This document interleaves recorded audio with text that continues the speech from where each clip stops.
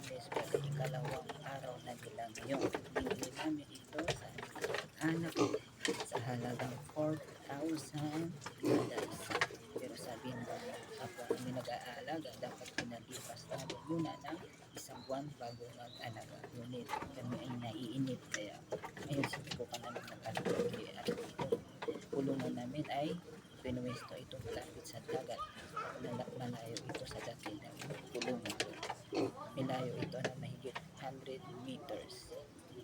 Dahil yung kapwa namin nag-alaga ng baboy din, ang kanilang pwestong kulungan baboy ay malapit sa dagat.